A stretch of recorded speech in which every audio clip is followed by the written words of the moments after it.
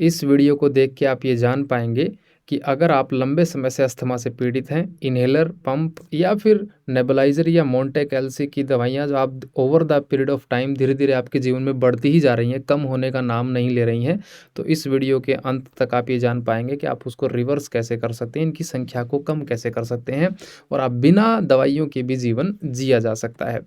तो अगर अस्थमा में आपको मेनली जो सिम्पटम्स हैं वो इस तरह से रहते हैं, व्हीजिंग साउंड है, क्लाइंबिंग ऑन स्टेयर्स पे चढ़ने में समस्याएँ हैं, तहत-तह की आवाज़, जैसे लास्ट वीडियो में मैंने आपको बताया था।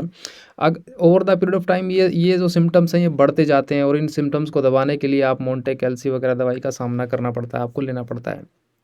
पहले आप समझिए कि अगर मान लीजिए आपको एक एवरेज सा, आपको मैं टाइम ड्यूरेशन बता रहा हूँ, अगर आपको 3 साल से ज़्यादा से अस्थमा है और आप ये मोंटेक, कैल्सी और जो नेबुलाइज़र है ये आप इन्हेलर वगैरह ले रहे हैं, सबसे बेस्ट सॉल्यूशन हर व्यक्ति यही लेता है स्टार्टिंग में, मतलब आप कोई आपको अलग ट्रीटमेंट नहीं ले रहे हैं, मोर और लेस सभी व्यक्ति यही लेते हैं।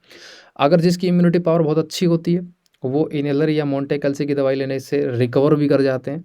लेकिन अगर आपकी इम्यूनिटी पावर इतनी ज़्यादा स्ट्रॉन्ग नहीं है कि वो ऑटो रिकवरी मोड पे आ पाए, तो उस केस में पहले बॉडी को मान लीजिए 7 दिन में 1 इन्हेलर या 7 दिन में 1 मोंटेक, कैल्सी की टैबलेट चाहिए थी। अब धीरे-धीरे ये सिम्पटम्स जो बढ़ते जाएँगे, जो मैंने आपको ये सिम्पटम बताए, ये सिम्पटम्स जब भी बढ़ेंगे तो आपको इन दवाइयों की आवश्यकता फिर से पड़ेगी। तो पहले मान लीजिए आप 7 दिन में 1 दवाई या 1 इंजेक्शन या 1 टैबलेट लेते थे। फिर आप धीरे-धीरे 7 दिन में 1.5 या 2 पे आ जाएँगे। फिर धीरे-धीरे करके 3 पे आ जाएँगे, धीरे-धीरे करके 4 पे आ जाएँगे।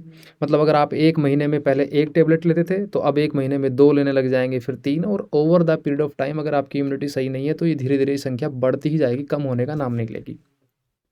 जब कोई भी पेशेंट अस्थमा का 3-4 साल से ज़्यादा ये दवाइयाँ ले लेता है, तो वो ऊब जाता है और धीरे-धीरे करके उनके शरीर में इसके अलावा भी कई सारे साइड इफ़ेक्ट देखने को मिल जाते हैं, क्योंकि आप एक ही ड्रग्स का बार-बार इस्तेमाल करते हैं, तो वो कहते हैं ना कि अति तो हर चीज़ की बुरी होती है, अधिकता तो हर चीज़ की बुरी होती है।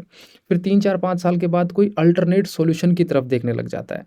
तो इसका अल्टरनेट जो सॉल्यूशन है, मोंटे कैल्सी इंजेक्शन या इनका अल्टरनेट सॉल्यूशन है होम्योपैथी के अंदर, बहुत बढ़िया सॉल्यूशन है इनके।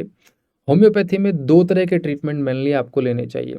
अगर आप अभी मतलब 2 साल या 3 साल भी हुए हैं आपको, तो आप एक सिंगल मेडिसिन पे भी जा सकते हैं, जो यूट्यूब पे बहुत सारे डॉक्टर प्रिस्क्राइब करते हैं। जो ये सिम्पटम्स हैं, इनको देखते हुए बहुत सारे डॉक्टर आपको प्रिस्क्राइब करेंगे।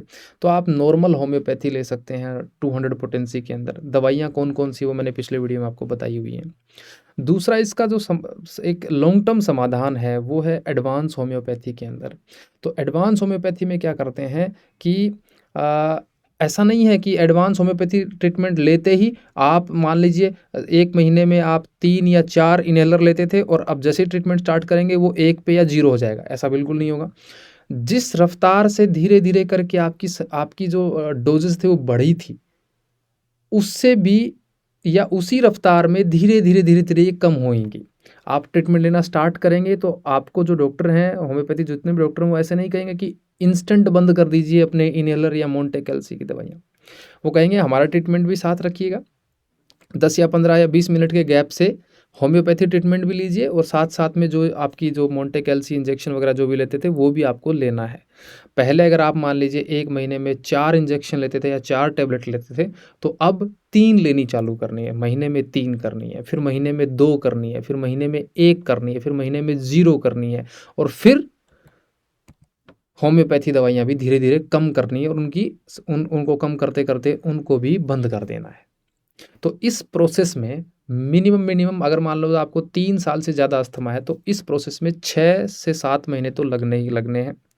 अगर आपको 5 या 7 या 10 साल पुराना अस्थमा है, तो इसमें 8 या 9 महीने या 10 महीने तक भी लग सकते हैं इसको रिवर्स करने के अंदर, डाउन करने के अंदर।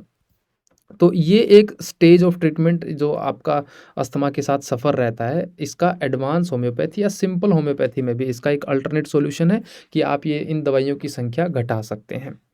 नेक्स्ट जो मुद्दा आता है कि सर एडवांस होम्योपैथी जो ट्रीटमेंट है वो कितने कॉस्टली होगा, कहाँ से मिल सकता है? तो मैं आपको एक डिस्क्रिप्शन में एक लिंक दे रहा हूँ, आप वहाँ से जाके एडवांस होम्योपैथी ट्रीटमेंट है वो बुक कर सकते हैं। उसमें आपसे डॉक्टर कुछ सवाल पूछेंगे पहले, जो सवाल पूछने के बाद में आपकी जो मेडिसिन्स है वो कस्टमाइज़ तरीके से बनाई जाएगी और आपके घर पे भिजवा दी जाएगी। सिंपल होम्योपैथी ट्रीटमेंट लेना है, अच्छा कॉस्टली की बात कर लेते हैं। जो ट्रीटमेंट जो कॉस्टिंग रहता है वो 200 रुपीज़ रजिस्ट्रेशन चार्जेस रहते हैं, वो सिर्फ पहले ही महीने लगेंगे, वो हर महीने 10-12 महीने जितने भी ट्रीटमेंट चलेगा उतना नहीं लगेगा, वो सिर्फ एक ही महीने लगेगा। और 1500 रुपये के आसपास आपको एक महीने की दवाइयाँ जो आपके घर पे पहुंचा दी जाएंगी। सिंपल होम्योपैथी जो ट्रीटमेंट है वो आप कोई मेडिकल स्टोर पे जो भी दवाइयाँ हैं 300 500 700 रुपये की दवाइयाँ आती हैं वो आपको ले सकते हैं, तो ये इनकी कॉस्टिंग रहती है। तो उम्मीद करता हूँ आपको इस वीडियो से कुछ बढ़िया जानकारी मिली होगी। अपने दोस्तों के साथ इसको शेयर करिएगा। Thank you very much. मिलते हैं नेक्स्ट वीडियो में, तब तक के लिए धन्यवाद, शुक्रिया।